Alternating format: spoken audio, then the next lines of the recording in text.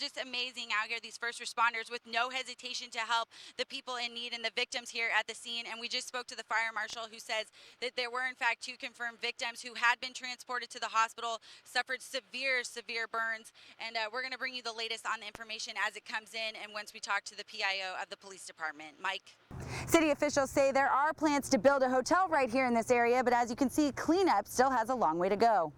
2012 could be a result of several variables, including Border Patrol issues and the increase in population in both San Patricio County and the Aransas Pass area. Police say it all started here at the Bay Point Apartments when the woman pulled up in her red Mustang, tried to punch in her gate code, and was approached by the 3 suspects who held her at gunpoint. The focus of demolition will be on the west side of the old hospital property, and officials with Del Mar College say they're not sure what exactly they plan to put here next. Animal control officers say, though, not all the dogs are quite that easy to catch. Take these 2 in particular. They say anytime the dogs get wind of the scent of the truck, they take off running and they can't catch them. Vector control officers use what's called an aspirator to suck the mosquitoes out of the net and then transfer them into the container by blowing them into the jar and corking the inside. We start here on a public website called crimereports.com. The site shows a colorful map of Corpus Christi, and these icons indicate where each sexual assault took place. All of this information comes directly from the Corpus Christi Police Department. In any given month, you can see clusters of sexual crimes in specific areas, a number of assaults near Crosstown and SPID, some scattered south of I-37, and multiple markers listed downtown, an area of the city one rape victim says to avoid. You can tell just by walking down the road, trying to go to the bus stop. There's a lot of, people that want to stop and look at you, and anywhere downtown it would be,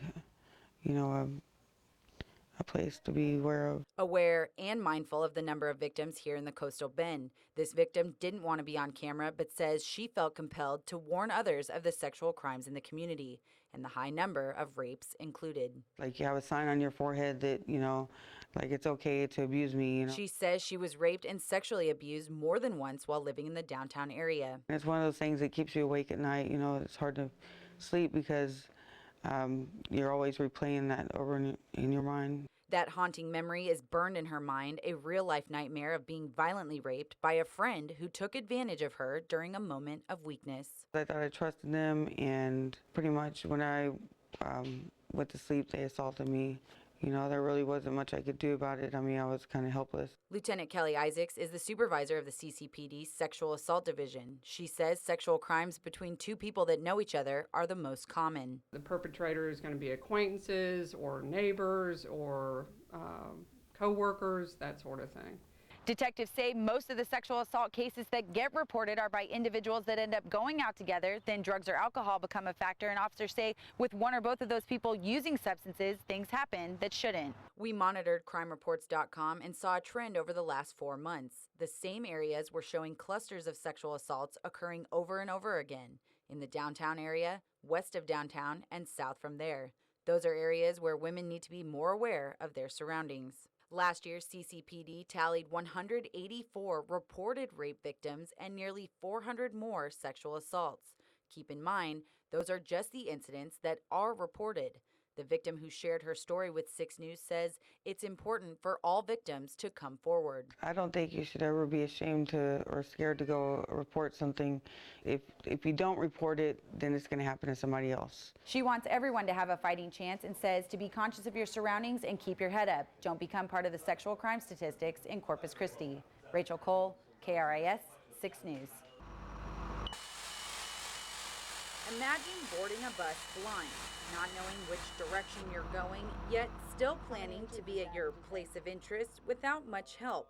That's how traveling is for Marshall Burns, who's visually impaired. When I was growing up, I didn't know what I wanted to do with my life, and I finally figured out after a couple of experiences that I had that I wanted to help people with disabilities become as independent as possible in their community. That's where the travel training comes in. Burns is the mobility coordinator with the RTA. He assists those looking to develop independent travel skills through the free program. It's an empowering feeling to be able to have that independence, and I'm grateful that I'm able to help provide that to somebody. Burns has been training individuals and groups for more than 3 years with RTA, but he's been independently traveling for close to 20. allowing him to get to work and do much more. A lot of people are depending on public transportation so they can be active in their community. He says his trainees can face a range of obstacles like shoddy sidewalks, but it's nothing they can't work through together. They may just need help learning how to plan a trip or learning the safest way to get to their bus stop. Burns says after 25 years, the Americans with Disabilities Act has helped make public transportation more smooth for all passengers looking to get out and ride.